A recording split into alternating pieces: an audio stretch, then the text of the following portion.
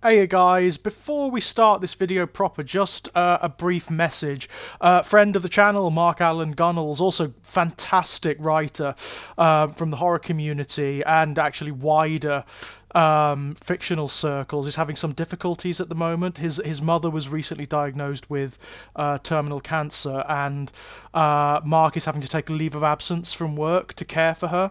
So below you'll find links to a GoFundMe to help him pay for domestic costs, medical costs, and whatnot.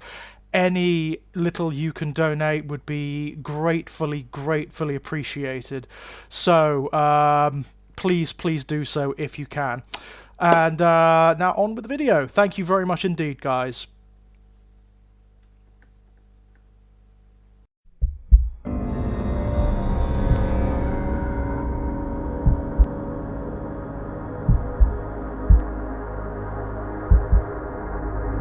Hello my loves, and welcome back to Strange Playgrounds, or Our Lives in Horror, depending on where you're listening to this. Ah man, autumn is finally starting to fall here in the UK. Thanks to climate change, autumn is coming later and later and later and later, and the climate, the temperature here is getting warmer and warmer and warmer and warmer and more intense every year. And those of you who know me well via this channel know that I hate summer. I hate heat, I hate the light. The latter half of the year for me is the time when I start to come alive. That's when everything starts to move and everything becomes vital and erotic and infectious and vital. That's the autumn and the winter are my seasons. And what I love about autumn more than anything, first of all, I love the climate. I love the dark, the drawing in days, the shorter days, the longer nights, the darker mornings and evenings. I love that. I find that very cozy. I tend to change my diet around this time because I like to eat sort of food that's autumnal in nature, you know. I find summer, and during summer and the heat, I just can't be bothered half the time. Eating is a chore in the intense heat. I just cannot be bothered with it. But my appetite surges around this time. But what also tends to happen is I tend to start to look back at media that has a kind of, I suppose, a sentimental attachment to me. That happens quite a lot. I tend to go back and watch shows and movies and films that I enjoyed when I was younger, when I was a younger man, or even when I was a child. Those of you who watch shows on this channel quite a lot know that I always tend to go back and rewatch a show called Nightmare. For example, a show called Nightmare from my childhood. Nightmare was a British children's show that ran from 1984, the year I was born, for 8 years. It ran for 8 years, which, by the way, is an enormous amount of time for a children's show to run in the UK. That just doesn't happen. For a homespun children's show to run for that long does not happen, by and large. There are one or two outliers, but by and large, that doesn't happen. They get like a year maximum, and that's it. Nightmare was incredible. It ran in 1984, and what it consisted of was it's a kind of mix between D&D and a game show. So it consisted of a virtual dungeon, and there would be teams of kids who would have to navigate through the dungeon. One of the kids would be the dungeoneer. They would be blindfolded by a helmet, and they would have to go down into the dungeon, which they couldn't see, obviously. It was all projected onto a blue screen. And the team, the advisors, would have to guide them through. There were 3 levels in each quest, escalating in difficulty, and each room, each chamber would have traps and puzzles, and they would have encounters with characters that they would have to navigate. They would have to solve riddles and answer questions, perform tasks for characters, select the right items to cope with particular situations. They would have to fight monsters and things like that. It was amazing. Technologically, this was 1984, so at the very, very beginning of computer technology, really, sort of domestic computer technology, it was technologically incredible. I don't know how it got made. I honestly don't know. Looking at it now, I don't know how the people like ponying up the money could have possibly understood what they were paying for. And I imagine that was it.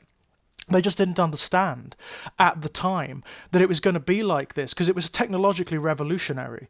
There was nothing like it, not just in children's television, but in TV in general. The other thing it got a reputation for was being the hardest show on television. There were 8 seasons, and in those 8 seasons, there was less than one winner per 2 seasons. Winning Nightmare was an accolade because it was punishingly difficult. The vast majority of teams didn't get off to level 1 because it's so hard. Also, very scary. There's this atmosphere in it to keep the pace up. There's this element, the life force meter, which is like a little computer-generated face that follows the dungeoneer through the dungeon. And as time goes on, bits of it flake away to reveal a skull, and then the skull flakes away, and when it's all gone, they die. To replenish it, they had to find food items to place in there in a knapsack that would replenish it, and also magic that would reinvigorate it. But if they spent too long, it was described as them literally starving to death in the dungeon, basically. On top of that, the show's host, Traegard, played by Hugo Myatt, would do this brilliant thing where if they lingered too long, he would start to say something like, "You're lingering too long in this chamber, team." And something like a chord of music would play, like really sinister music, or a heartbeat would start to speed up in the background. And either like a guy in a costume who was dressed as an ogre, or a computer-generated ghost or skull would come and chase them out of the room, effectively. So they only had a limited amount of time to perform their tasks, make their selection of items, solve all the riddles and whatnot. And it meant that there was this real sense of urgency and pace and horror to it as well. It's actually very scary. There's something about the dungeon, its crudity, to a modern eye, certainly the crudity of its rendering, that makes it really quite frightening. It's a beautiful show. You can find all of it here on YouTube. It's Nightmare, by the way, as in a knight, as in like an Arthurian knight, Knightmare. It's wonderful. It is an absolutely stunning show. And I would advise anyone to go and watch it. It actually stands up really well. It's from 1984, so some of the seasons do involve some pretty racist stereotypes, which were de rigueur on children's television in the UK at that point, so gonna have to forgive that, unfortunately. But by and large, the show is amazing. It's absolutely amazing. Interestingly, as well, one of the very few from the era that bridged the gender gap, shows from that era were often aimed exclusively at either boys or girls, and that was it. There was no middle ground. Nightmare appealed to everyone. Absolutely everyone. The teams vacillate. They're often mixed sex, so there's boys and girls in one team. If there's not, then it's a boy team, then a girl team. So it's really cool in that regard. Very unusual. Very, very, very unusual. And the fact that it was so challenging and frightening as well meant that it didn't condescend its audience. It treated its audience with a hell of a lot of respect. It was a brilliant show and stands up to an adult viewing, which the vast majority of shows from the era do not, obviously. Really stands up to an adult viewing. On a technical level alone, it's absolutely brilliant. But another show that I've gone back to recently is one that I love so much, and I've loved ever since I was a kid. It came out in 1988 here in the UK, so when I was 4 years old. And it's one that you kind of know. I did a series on the books a little while back, The Chronicles of Narnia, the BBC adaptations from the 1980s and the 1990s of C.S. Lewis's Chronicles of Narnia. Now, those of you who've watched the previous series of videos know that my relationship with Lewis and those books is contentious. It's kind of up and down. It's ambiguous at best. I have such an attachment to those books because they're the books I learnt to read with. I was reading those books before this show came out, which is why I was so excited about it, you know. I had my mum's old copies of the Chronicles of Narnia that she had when she was at school. I've now given them to my young niece, so they're passing on through the family.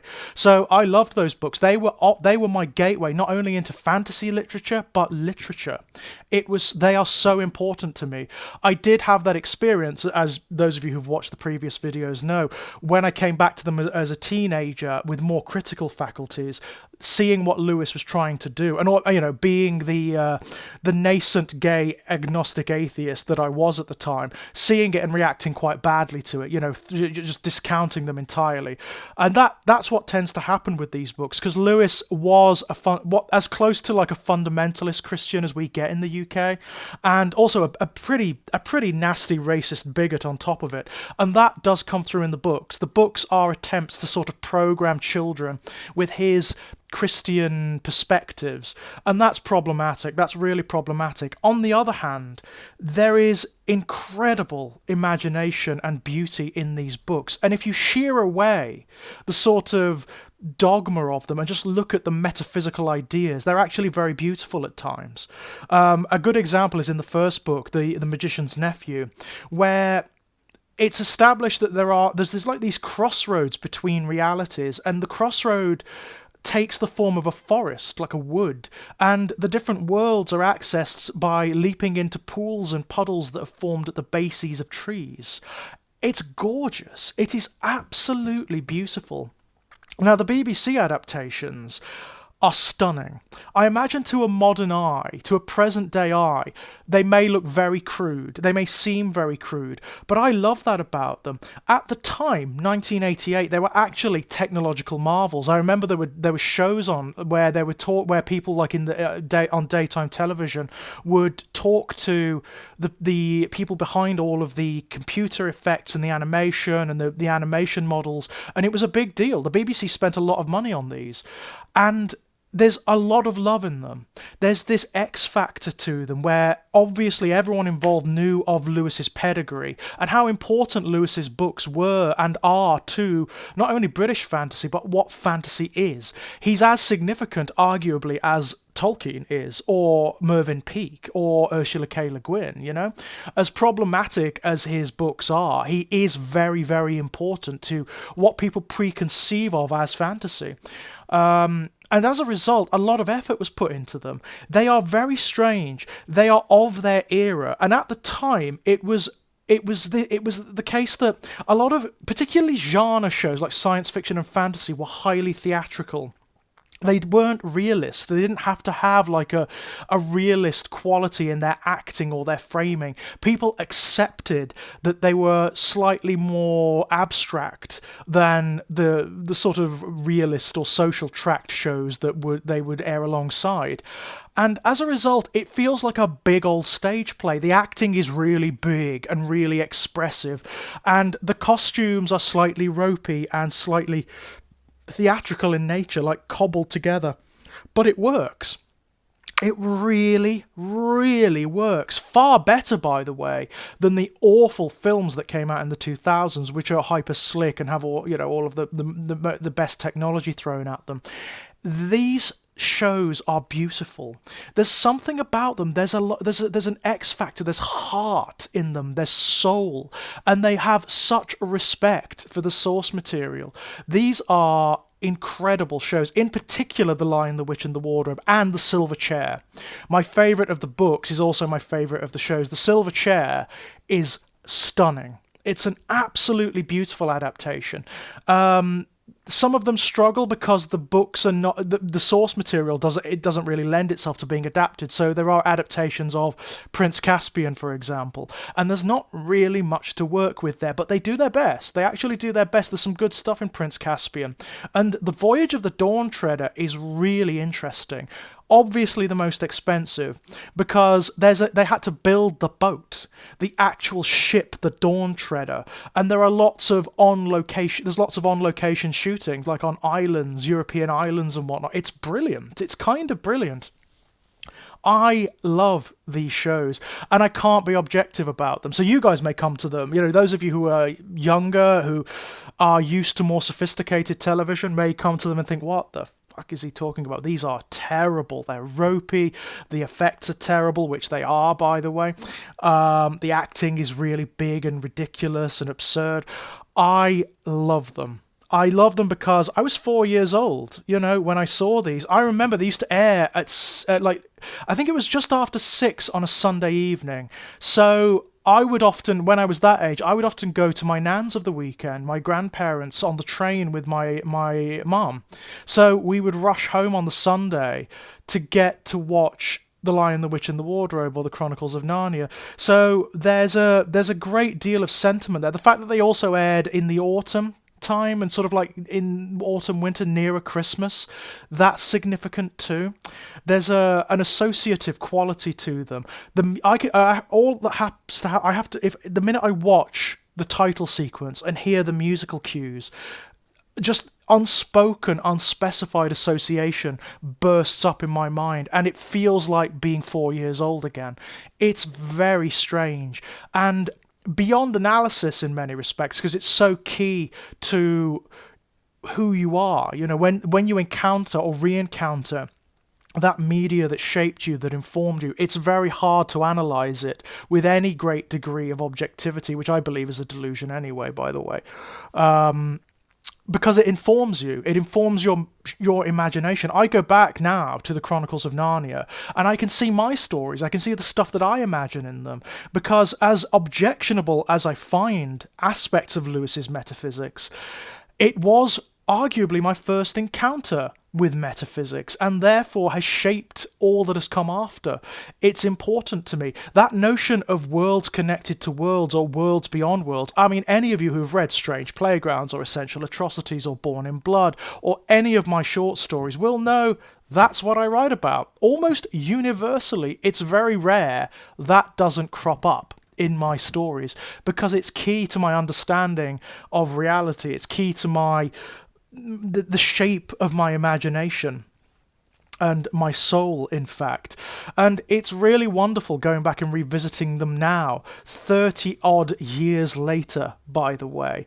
It's an amazing experience, and seeing them in a whole new light, re-experience. That's what this season is for me. It's almost a season of cycles and revolutions. It's about returning to things, but also transcending. It's about experiencing the new in the old, taking something new from the old with new eyes, with new suites of experiences and preconceptions. And for me, that's what good media does. You know, that defines our relationship to what media is in general, to stories, to myth, to art. And it's sacred to me. That is as close to sacred as I come, to be perfectly honest.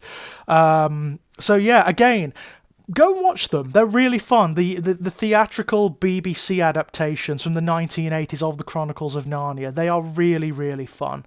And they give you a kind of, for those of you who weren't alive at the time and didn't experience them, they give you a kind of window into what British TV and British culture was like at the time. What was it we were consuming? Because these were big deals, I'm telling you. These were enormous. They still, I mean, the fact that I'm here talking to you now about them, and I guarantee you, if you talk to anyone who was a kid in the UK at the time, they will know of them. They will know of them, because they were huge.